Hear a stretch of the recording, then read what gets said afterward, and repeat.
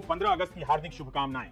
आजादी के इस जश्न के बीच राहुल गांधी ने 5 बम का पिन निकालना शुरू कर दिया है, ऐसे सबूत जो सीधे प्रधानमंत्री मोदी और अमित शाह की सत्ता की जड़ों में धमाका कर सकते हैं। ये कोई पटाखा नहीं बल्कि गोला बारूद है, जिनकी गूंज संसद से लेकर लाल किले की प्राचीर तक सुनाई दे सकती है। एक एक कर पिन निकल रहे हैं और हर पिन के साथ सत्ता की कुर्सी और ज्यादा डगमगाने लगती है। सरहद पर हमारे सैनिक देश की रक्षा के लिए गोली और बारूद से लड़ रहे हैं और इधर राहुल गांधी लोकतंत्र को बचाने के लिए प्रधानमंत्री और अमित शाह से राजनीतिक मोर्चे पर लड़ रहे हैं। राहुल गांधी का कहना है अब खेल खत्म।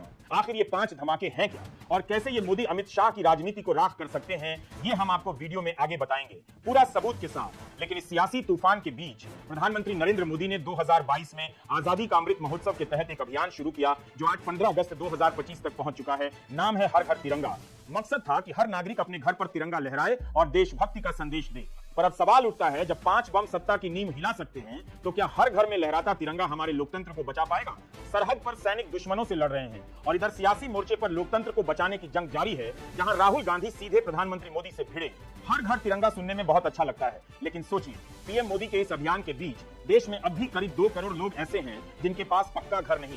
भारत में 35 करोड़ लोग मोबाइल फोन से वंचित हैं और जिनके पास है उनमें भी 40% के पास इंटरनेट नहीं है। करीब 23 करोड़ लोग रोजाना 100 रुपए से कम पर गुजारा करते हैं। तो फिर सवाल उठता है, क्या देशभक्ति अब मोबाइल कैमरे और हैशटैग में मापी जाएगी? क्या जिनके पास स्मार्टफोन नहीं है उनकी देशभक्ति स्मार्ट नहीं मानी जाएगी? और हाँ, राहुल गांधी तिरंगे से प्यार करते हैं, इसे लेकर उन्होंने कई बार बयान भी दिए हैं। लेकिन असली चुनौती बयान देने में नहीं बल्कि यह सुनिश्चित करने में है कि तिरंगे की गरिमा सिर्फ फोटो और पोस्ट तक सीमित न रह जाए, बल्कि उस हर घर तक पहुंचे जहां आज भी रोटी, छत और शिक्षा के लिए संघर्ष जारी है। देश की असली ताकत उन लोगों में है जो भूखे पेट भी तिरंगे को सलाम करते हैं और बिना किसी मंच या प्रचार के चुपचाप देश को थामे हुए हैं। लेकिन वीडियो में आगे बढ़ने से पहले अगर आप इस सवाल की गंभीरता और इसकी सच्चाई को महसूस करते हैं तो डीडी टीवी इंडियन को सब्सक्राइब कीजिए, इस वीडियो को लाइक कीजिए और जितना हो सके उतना लोगों तक पहुंचाइए, क्योंकि तिरंगा सिर्फ एक तस्वीर नहीं है जिसे सोशल मीडिया पर पोस्ट किया जाए, या उन करोड़ों नागरिकों की पहचान है जिनका पसीना, भूख और संघर्ष इस देश की नींव को थामे हुए है। जब तक तिरंगा हर दिल में, हर घर में और हर नागरिक के जीवन में बराबरी के साथ नहीं पहुंचेगा, तब तक इसकी ऊंचाई अधूरी रहेगी। राहुल गांधी अपने राजनीतिक बमों की पिन एक एक करके खींच रहे हैं और इस बार निशाना सीधा लाल किला है, जहां प्रधानमंत्री नरेंद्र मोदी इस 15 अगस्त को तिरंगा फहराने जा रहे हैं। ये उनका 11वां मौका होगा लाल किले की प्राचीर पर चढ़ने का। लेकिन राहुल के मुताबिक यह शायद आखिरी भी हो सकता है, क्योंकि इस बार लाल किले की ऊंचाई से भी बड़ा नीचे गूंज रहा है राहुल गांधी का सवाल।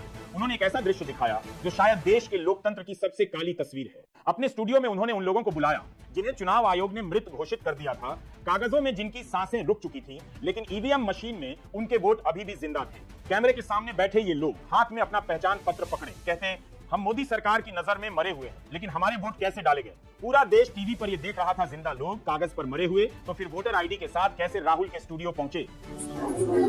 सुना है आप जिंदा ही नहीं हो। जिंदे में मित्र लोग घोषित कर दिया।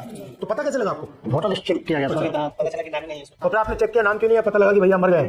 मार दिया, इलेक्शन कमीशन ने मार दिया। जी। आपको क्या लगता है, आप जैसे कितने लोग हैं? सर एक पंचायत में मिनिमम सर 50 लोग हैं। आप कितने पोलिंग बूथ से हो? अभी सर मेरे 3-4 बूथ है। ये 3-4 बूथ का है और इन 3-4 बूथ में और लोग हैं? ये और लोग हैं जो यहाँ तक अभी पहुँच नहीं पाए। ये राघोपुर विधानसभा से है, अभी वहाँ बाढ़ आई हुई है।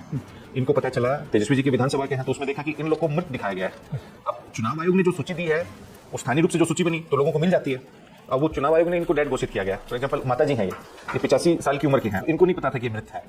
अब इनके ये सुपुत्र हैं, इनको पता चला लिस्ट में कि माता जी का नाम काट दिया, और ये सुप्रीम कोर्ट में कितने दिन खड़ी रही है? आज 6 घंटा सुप्रीम कोर्ट में खड़ी रही है। ये इतने जागरूक है अपना वोट बचाने के लिए यहाँ आए।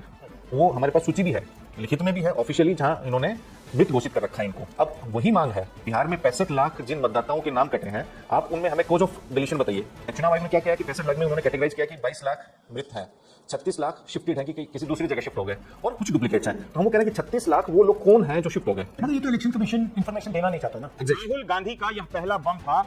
अब यहां से तो बात साफ हो ही गई, अधिकतर वोट एक ही दिशा में गए होंगे, कमल के फूल की तरफ। अगर ये रुख न होता तो आज कमल का फूल पानी में रहते हुए भी मुरझा जाता और सत्ता की गर्म कुर्सी ठंडी पड़ चुकी होती। राहुल गांधी ने मुस्कुराते हुए कहा, मोदी जी ये पहला बम था, आगे और भी है। लाल किले की प्राचीर से तिरंगा ऊंचा लहराएगा, लेकिन इस बार हवा में तिरंगे के साथ साथ यह सवाल भी लहराएगा, क्या लोकतंत्र अब केवल झंडा फहराने की रस्म रह गया है, जबकि नीचे से उसकी डोर कोई और खींच रहा है? बिहार में राहुल गांधी के 4 और धमाके करने वाले हैं, जो साबित हो गया तो सत्ता की जड़ें हिला देगा।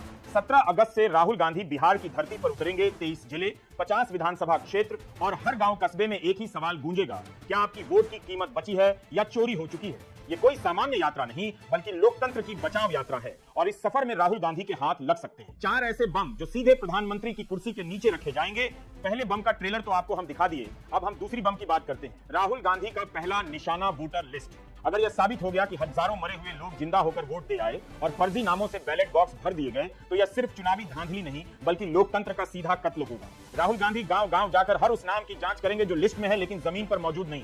ताले पड़े घर, बरसी मनाए जा चुके लोग और गांव वालों की गवाही सब कैमरे में रिकॉर्ड होगा। वोटर आईडी, गवाह और वीडियो मिलाकर एक लोहे सा पुख्ता सबूत तैयार किया जाएगा। तीसरा बम, सरकारी योजनाओं का फर्जीवाड़ा। अगर यह साबित हो गया कि प्रधानमंत्री की योजनाओं का लाभ कागज पर बांटा गया लेकिन हकीकत में गरीबों के घर तक कुछ नहीं पहुंचा तो यह सीधा भ्रष्टाचार और जनता से धोखा होगा। राहुल गांधी पंचायत स्तर पर लाभार्थियों की लिस्ट लेकर घर घर पहुंचेंगे। जिनके नाम कागज में है उनसे पूछेंगे, आपको योजना का पैसा या सामान मिला? कैमरे के सामने हाँ या ना का जवाब, साथ में खाली राशन कार्ड, अधूरे घर, टूटी सड़कें, ये सब भ्रष्टाचार की पोल खोल देंगे। राहुल गांधी का चौथा बम, चुनाव फंडिंग का काला सच। अगर यह साबित हो गया कि चुनाव प्रचार और पार्टी फंड में काले धन का इस्तेमाल हुआ जो उद्योगपतियों की डील और सरकारी ठेकों के बदले आया तो यह सीधा कानून और लोकतंत्र दोनों पर हमला है। राहुल गांधी उद्योगपतियों के साथ हुई डील की कड़ियां, बैंक ट्रांजैक्शन और फर्जी कंपनियों के नाम पर आया पैसा, इनका डेटा निकालेंगे। पत्रकारों, विस्ल ब्लोअर्स और पूर्व अधिकारियों की गवाही मिलाकर एक एक्सपोज तैयार किया जाएगा जिसे अदालत और मीडिया दोनों में पेश किया जा सके। और आखिरी पांचवा बम, प्रशासनिक मशीनरी का दुरुपयोग। अगर यह साबित हो गया कि पुलिस, कलेक्टर, बीडीओ और अन्य सरकारी अधिकारी चुनाव में सत्ताधारी पार्टी के लिए खुलेआम काम कर रहे थे तो यह लोकतांत्रिक प्रक्रिया का सीधा अपहरण है। राहुल गांधी चुनाव के दौरान नियुक्त अधिकारियों की सूची, उनके तबादलों और कार्रवाइयों का रिकॉर्ड जुटाएंगे।